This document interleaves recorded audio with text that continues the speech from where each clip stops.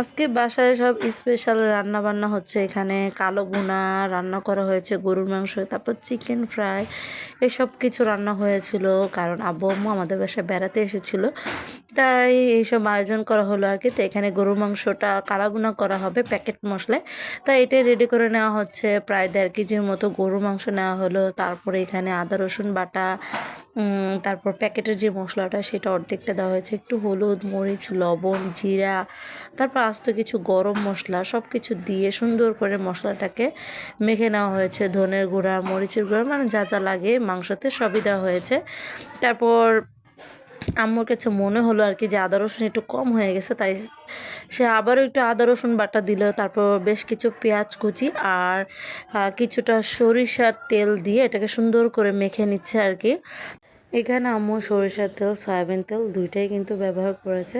শুধু সরিষার তেল দেয়নি, না হলে পুরোটা থেকে বেশি সরিষার তেলের মানে ঘ্রাণ আসবে।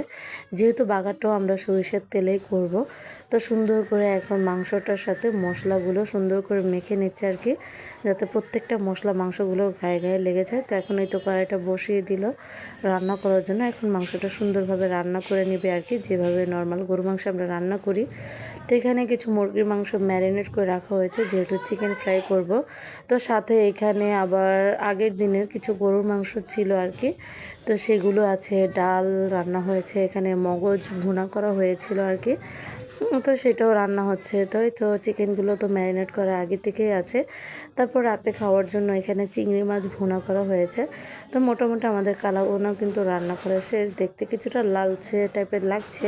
তো এখন যেহেতু এটা বাগার দেওয়ার পালা, বাগারটা এখানে রেডি করে নেওয়া হচ্ছে। সরিষার তেলের মধ্যে বেশ কিছু পেঁয়াজ কুচি, রসুন কুচি আর শুকনো মরিচ দিয়ে এটাকে লাল লাল করে যখন ভেজে নেওয়া হবে, তখন মাংসগুলোকে আমরা ঝোল ছাড়া শুধু উপরে উপরে মাংসগুলো দিয়ে দিচ্ছি আর কি। কারণ ঝোল সহকারে এটা ভাজলে তেমন কালো হতে চাইবে না আর কি, তাই শুধু মাংসগুলো আগে দিয়ে সুন্দর করে ভেজে নিচ্ছিলাম। তো এটা যখন মানে বেশ কিছুক্ষণ ভাজার পরেই দেখবেন যে একটা কালচে রং ধরা শুরু করেছে আর কি। তো পাশের চুলায় চিকেন ফ্রাইগুলো সুন্দর করে ভাজা হচ্ছিল আর কি। চিকেনগুলো ভাজার আগে সামান্য পরিমাণে একটু আটা এগুলোর সাথে মেখে নেওয়া হয়েছে আর কি, তাহলে চিকেনগুলো ভাজলেও মানে দেখতেও সুন্দর লাগে, খেতেও ভালো লাগে।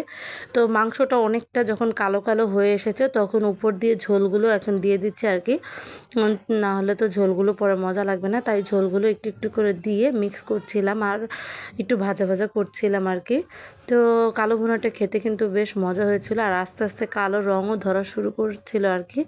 তো এই তো সুন্দর করে এখানে হচ্ছিল, মানে একটু সময় পর পর নেড়ে দিবেন আর একটু সময় ধরে ভাজবেন, তাহলে দেখবেন একটা সুন্দর একটা কালচে রং বের হয়ে আসবে আর কি। তো এই তো সুন্দর করে আমাদের কালো ভুনাটা রেডি। দেখতেও মাশাআল্লাহ কত সুন্দর লাগছে, খেতেও কিন্তু অনেক বেশি মজা। যদিও আমরা ভাত দিয়ে খেয়েছিলাম, তো পরোটা, নান বা পোলাও দিয়ে আমার মনে হয় কালো ভুনাটা সবচেয়ে বেশি ভালো লাগে ভাতের থেকে, কারণ এটা তো একটু শুকনো জাতীয় খাবার, ভাতের সাথে একটু কমই ভালো লাগে।